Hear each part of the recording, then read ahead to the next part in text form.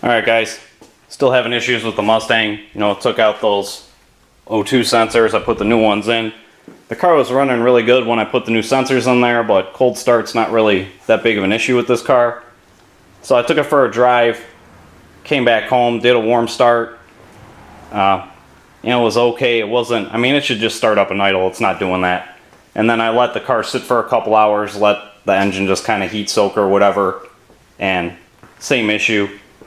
Having hot start problems. And then I took the car out, went shopping, same thing, parked it to shop, came back out, the hot start was, being difficult. And once the car gets running, it's not really an issue, but the hot start screwed up and I don't know, there's something wrong. So I'm still looking into that.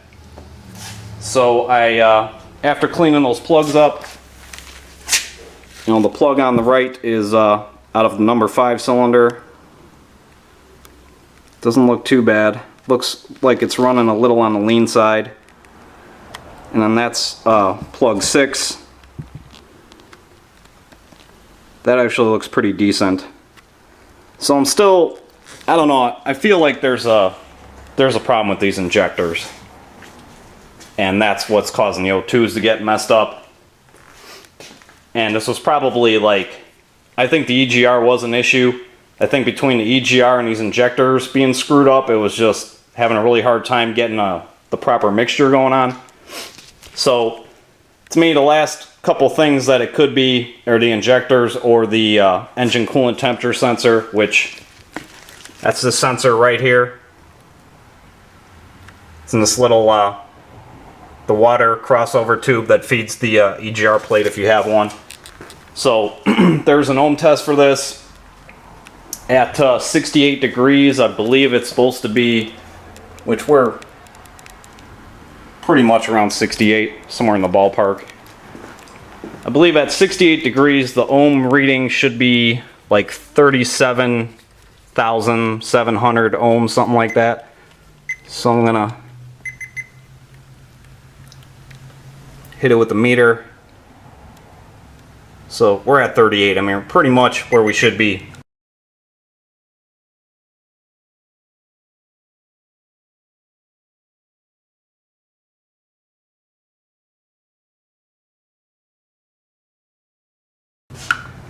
Probably the other thing I could do is get this thing up to operating temperature and check it when it's hot. But I really get the feeling there's something going on with the injector. So what I want to do today, I'm going to pull one of the O2 sensors out, take a look at it, see if they're starting to darken up or not. And kind of regardless either way, whether those O2s look okay or not, I think I'm just going to end up throwing these 30-pound injectors back in there. I had these in the car probably well over 10 years ago.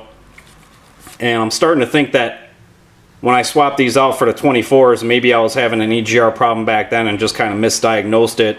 It seemed like the car was running fairly rich with these injectors.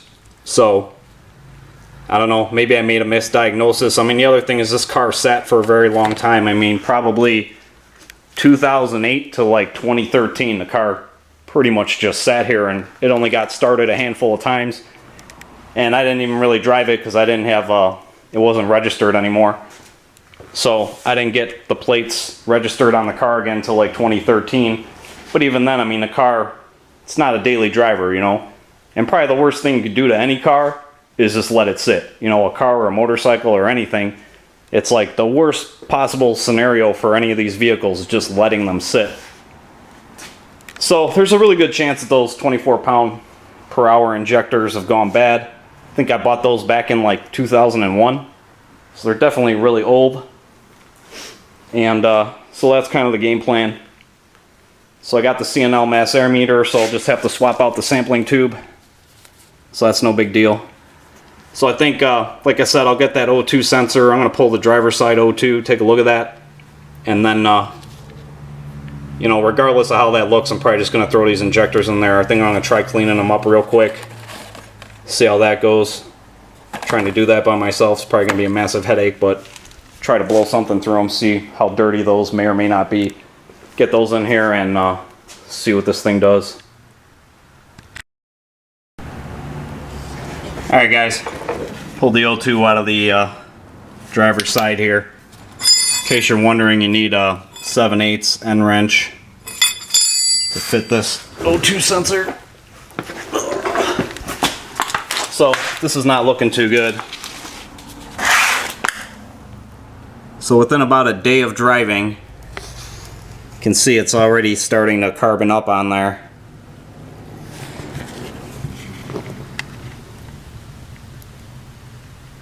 Especially around the base, getting that fluffy carbon buildup. So, like I said, I think I'm going to clean up those injectors. I might even, I don't know, probably going to pull the other O2 out just to wipe it off. Get that passenger side out of there. And then, like I said, I'm going to go through these injectors. See if I can clean these up. And see what kind of mayhem I can get into with swapping these 30-pounders on there. And if that doesn't work, I'm probably going to be looking at buying some new 24-pounders, but we'll see what happens. Give these a shot. Alright guys, so I just took some of that seafoam I used to clean the engine, that top engine cleaner. Sprayed some on a rag and just wiped this O2 off. I mean, that's pretty ridiculous. This has got to be less than 30 miles of driving. And look at how much came off of there. So, like I said, I'm going to pull the other one. I'll get that cleaned up. And then start to clean up the injectors. Alright, so that's passenger side. Kind of the same deal. Get this thing cleaned off.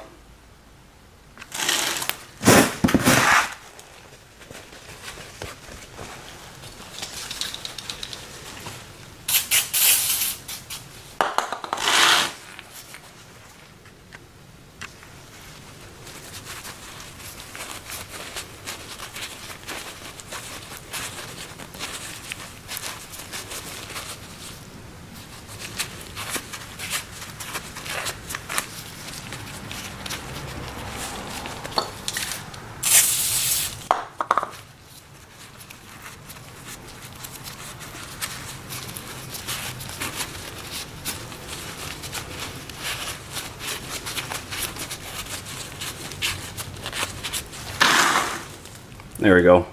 That looks a lot better.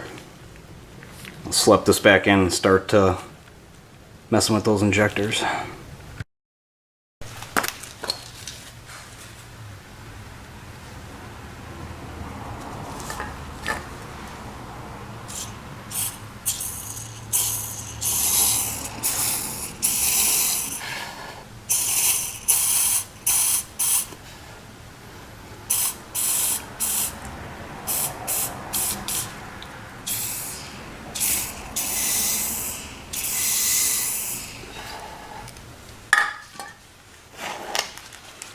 Like I'm gonna need a mask.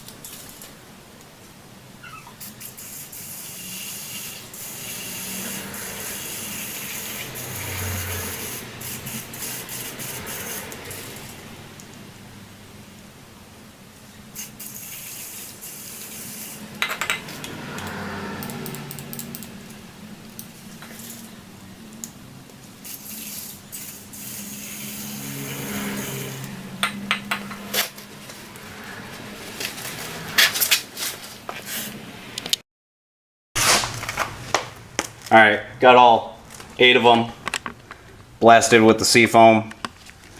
They look pretty clean. I think I'm just gonna kind of go over the tips a little bit. I don't even know if I really need to do that. They look pretty clean. But the other thing too, I wanted to take these O-rings off, so make sure you grab some silicone spray and lube these up with silicone before you go pulling them off, and then I'm going to wipe them with silicone spray, or you can use like petroleum jelly, something like that, to lube them up before you put them into the fuel rail and into the intake manifold. Alright, let's see if I can get the intake off by myself.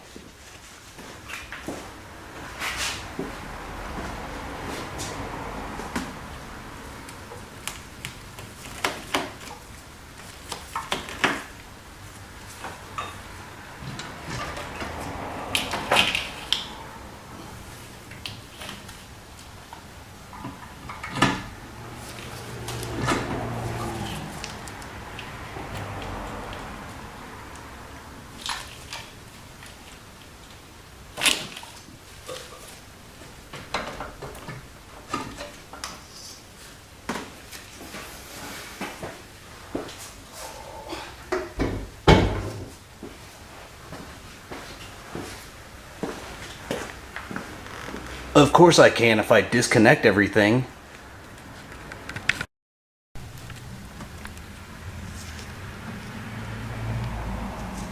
Alright, so just like the last time I had the intake off, I mean the intake ports they're pretty clean. I mean, it doesn't look like it's all carboned up or anything, so should be able to just loosen up the hold downs for the fuel rail and get it up high enough to get those injectors out of there. So I'll have to disconnect the injectors from the harness and get that rail up. Alright, got the harnesses disconnected. I got my 1-inch socket here. Got these harnesses off. This is the, I think it's called an ACT, air charge temperature sensor. And I can actually get this out of the car with the intake on. It's kind of a pain, but I can get it out of there.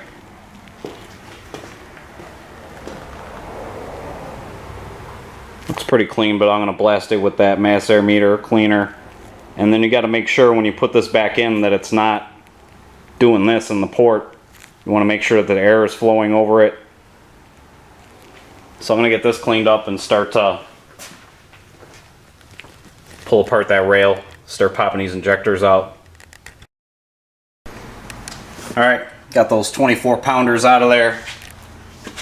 I'm going to lube up all these O-rings, get them pushed back on there. Use a little silicone spray. Get those mounted back up, pop them in here. I already swapped out the sampling tube. That's pretty easy. It's a couple little Allen heads holding that sampling tube in. It's the old one.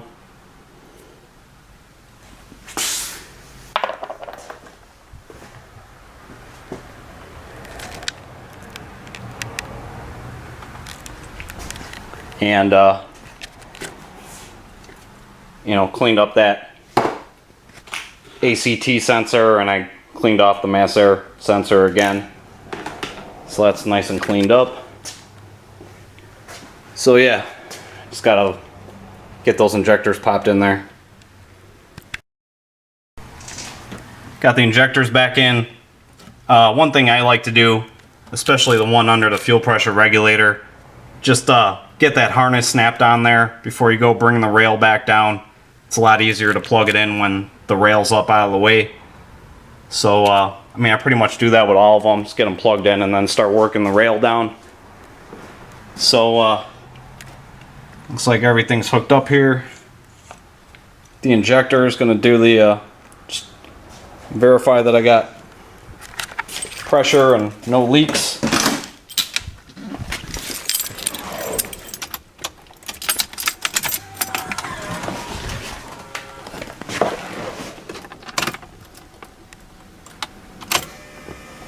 That sounds good. We shall see. Alright, looks like we're holding pressure. I don't have a fuel mess under here, so that's a good sign. I'm gonna have to turn that fuel pressure down. I had it cranked up to like 50 psi, so I'll probably dial that back to somewhere around 40. Alright, that's good.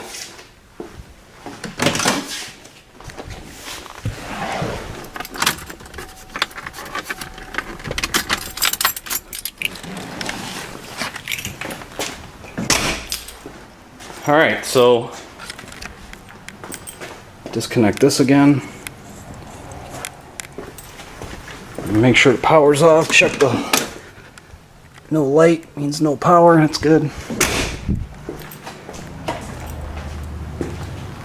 Alright, I think I'm good. Start slapping this intake back on here. Ready to throw that upper intake back on there.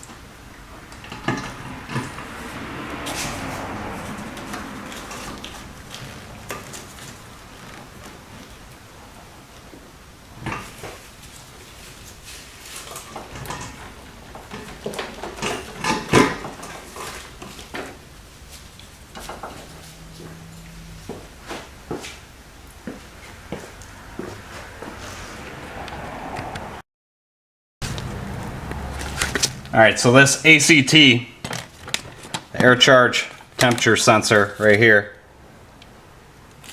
You remember when I had it out, it's kind of shaped like a loop, and you want to like kind of cant it or angle it the way that runner's coming down. So you see the number 5 runner, it's got kind of an angle. So the way these wires are is kind of the plane of where that is sitting. So you don't want it straight in there, you want to actually cant it slightly so the air has more of a direct shot to hit that sensor.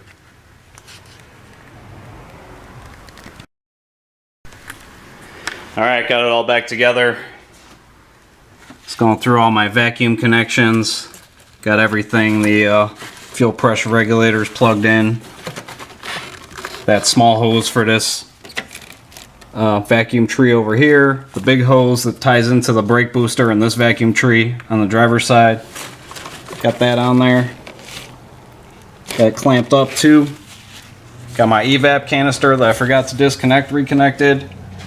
And it looks like this valve cover, it's got like a barbed fitting that sticks out. That was actually loose. So I got that tightened up, and then this tube wasn't really fitting on that barbed fitting. It's a little too small for this hose. So I got a spring clamp on there, so that's holding that really good. That could have been a small vacuum leak, so that's tidied up. Still got some fuel pressure going on up here. That's good. And got all my sensors connected. EGR. Got the TPS, the IAC. Made sure I got my coolant temperature sensor plugged back in because I had that apart to test it. So the last thing I have to do is adjust that fuel pressure. I think I'm going to just turn it out like one full turn.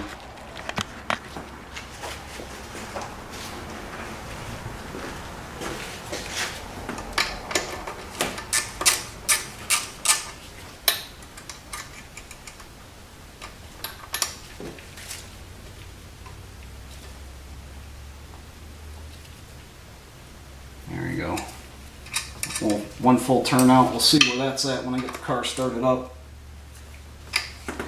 Leave this out so I can adjust it. Alright, I think I'm good. Got the mass airflow hooked up. Got the sampling tube for the 24-pound injectors on there. Ignition cap's back on, that's all good. I'm about ready to get that battery tightened up and fire this thing. Alright guys, got my fire extinguisher ready since I had fuel all over the place, taking that rail off just in case. So the battery tightened up here.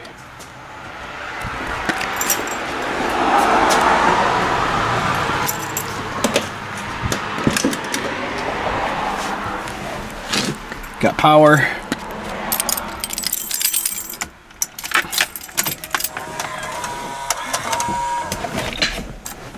Let's see what happens.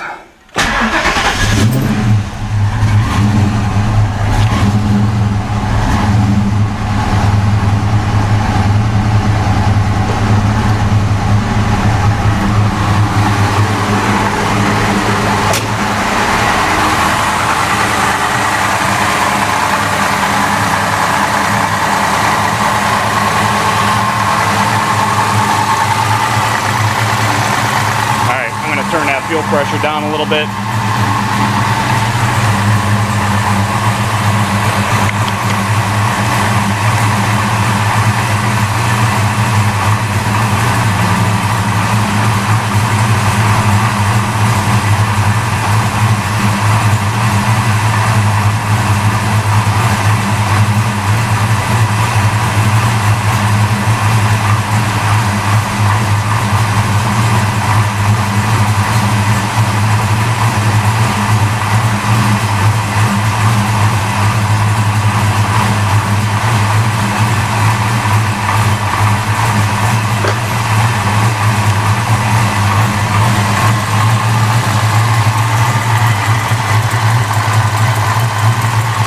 Right around 40. See how she runs like that.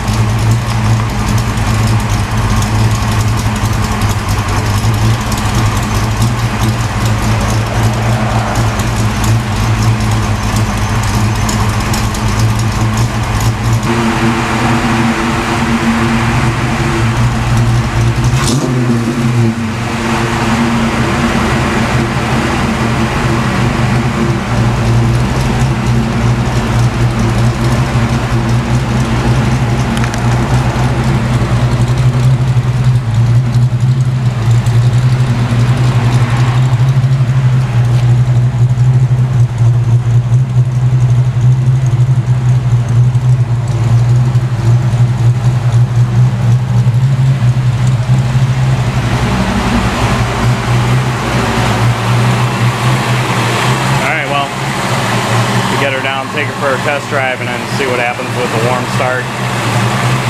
I don't know, the idle sounds like it's still hunting around, but that could just be the computer trying to relearn. See what happens.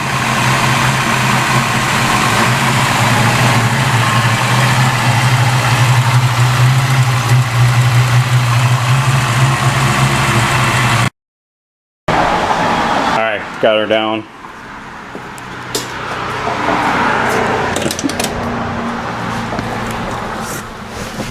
Let's see how she starts now. Not really totally warmed up, but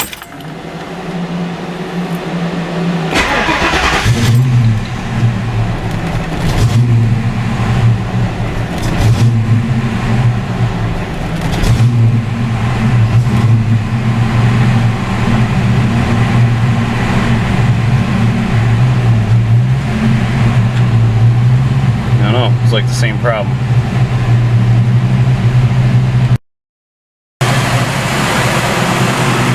Took her for a ride. I don't know what to think of this. Pump the fuel pressure up to 45. I seem to make an improvement, but still got a hunting idle to a certain degree here.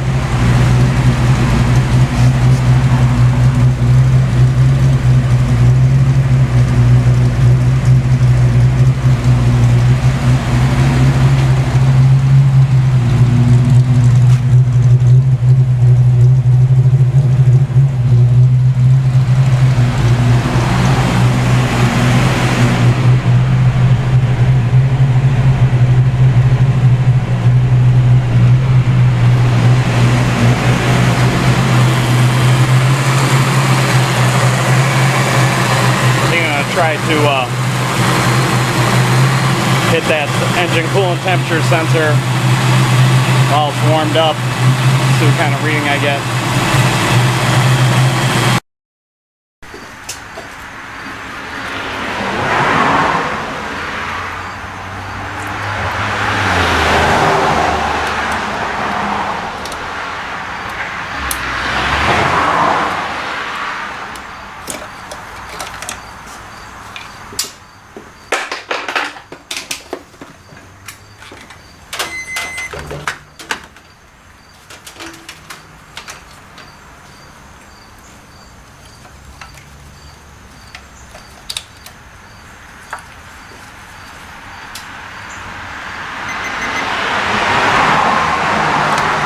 Alright, looking for around 2,000 ohms.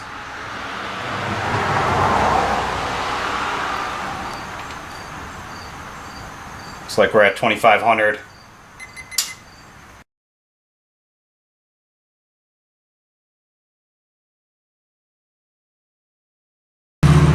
Alright, so that sensor is supposed to be somewhere between 2,800 and 2,000 ohms.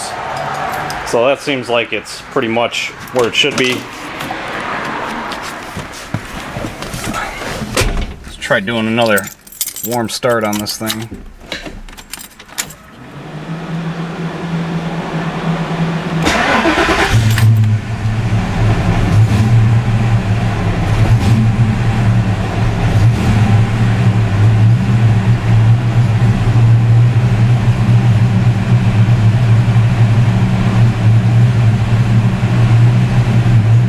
Well, it's a little better. I don't think we got her fixed though.